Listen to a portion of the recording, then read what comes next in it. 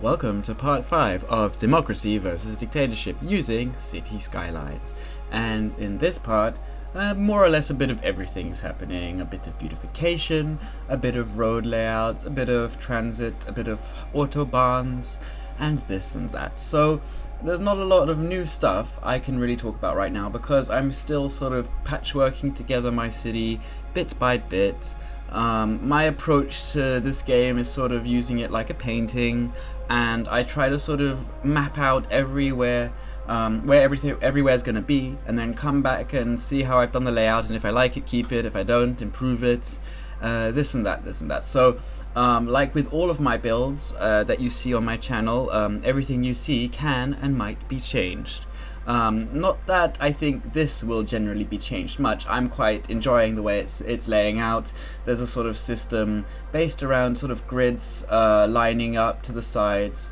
I don't know how to describe this, but my system is to try and keep as many of the connections three-way interchanges as I can. I try to leave as little four-way or five-way or six-way interchanges because those are what I know are immensely bad for traffic. So I've seen this technique done in many Let's Builds of City Skylines and of SimCity over the years, and I tend to like this the most because this game seems to have a lot of intensity, a lot of traffic revolved around four-way interchanges. I could be wrong, but that's my interpretation.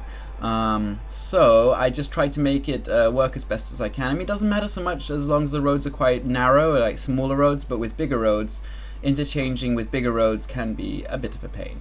As you can see in some of that footage, I have been putting in a tram line. The first time I put in my tram line, this was when it didn't save, so I lost the first time I did my tram line. I haven't put in another tram line as of yet. I will do that ASAP. Because it was very annoying. I have a certain way that I put in my trams. I make one line on one side of the road go one way, and the other line on the other side of the road go the other way, reflecting real European systems. I'm sure lots of people do that, but this is something I do just to try and keep up with the realism. I also map out my cities and then try and work out actually bus routes, bike routes everywhere, and bus routes, but bike routes in particular. I've heard that there is a bit of a bug with the bike routes. If you have all your roads have bike lanes, it makes traffic or something go wrong. So I tried to make alternative routes that are just bike lanes going from here to there, because that is also quite realistic, I think. If anyone's been or lived or gone to any European city, you will know there are some routes that you can take that are not even close to roads. That being said, I would really like a shared path that you can share bikes and pedestrians, because they don't have that in this game, and that is seen everywhere in Europe. So something like that would be nice. I mean, just a bit more of an extension. I've also craved having wider pedestrian pathways and wider bike lanes instead of putting two, because you can't really line them up together. You get this ugly middle section. I definitely think we need some improvements with the pathways and that. I mean, just more sizes, you know, just more options, because one little narrow pathway isn't always realistic. What else can I talk about? Well, as apart from just mapping out, if I place something like a school and this and that, or a fire station, and I don't put any decorations or any details around them yet, it means I'm still not 100% sure that they will be going there. So you can see a bit before I added, I think, have I added that yet, or I haven't added that, but there was an old type of school, like an old German design school, and I put some decorations around that because I like how that looks. But this school, you can see now, this high school and this elementary, I might have to tweak around with the layouts and things there, just a little bit.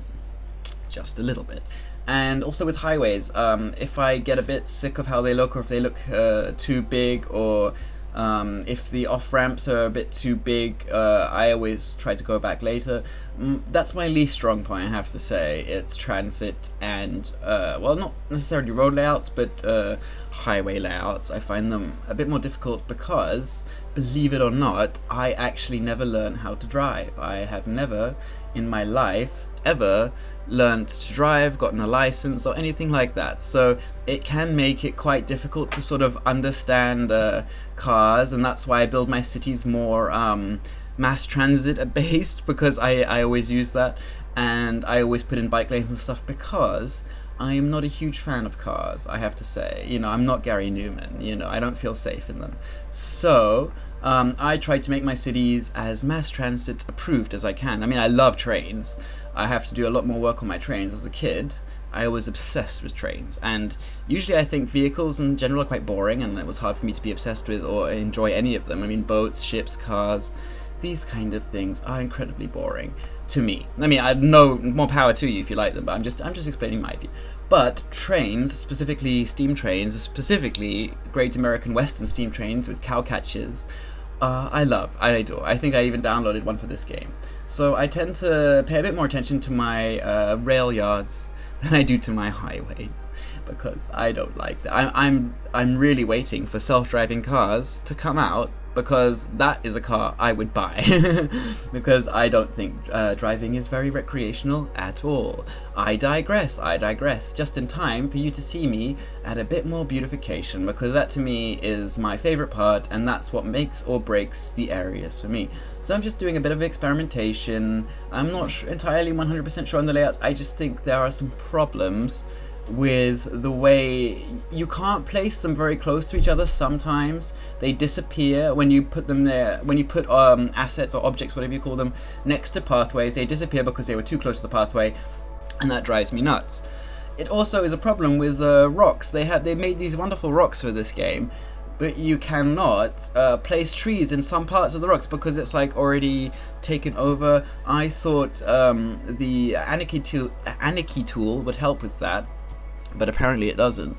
So if anyone knows actually any way that I can actually place assets over assets, like trees over rocks and these kind of things, just to make it a bit more realistic, I would love something like that. I would love to be able to rotate the trees myself. I know there is a tree rotation mod, but it does it at random, and it made my game run a bit slow because I use so many mods. So I'm trying not to think of that many game grating mods, because I still think it's not great for my game. I don't think I can add very many more mods even if I want to. Unfortunately not. So I think I've gone blah blah blah for freaking ages, so I think I've given you a good enough understanding of what's going to happen in this episode. And in the next episode, what do I do? Well, I make sure the lining of the huge river is all perfect and this kind of thing. I think that comes in the next episode. There's a bit that didn't get saved, but it did get recorded, so I won't show that, and I'll just show you the rebuild. I can maybe put some outtakes or something at the end where you see the stuff that didn't save or didn't work or this kind of thing. So I'll leave it there, and I will see you in part 6, where hopefully there will be even more to show and to talk about. Bye for now.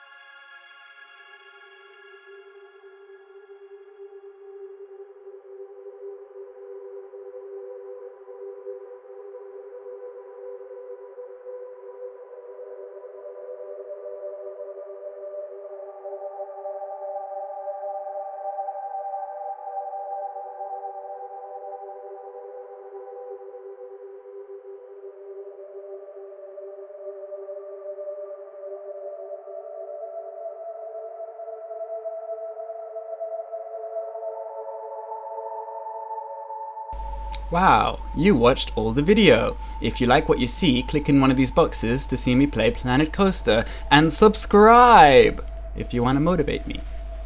And also, thanks for watching.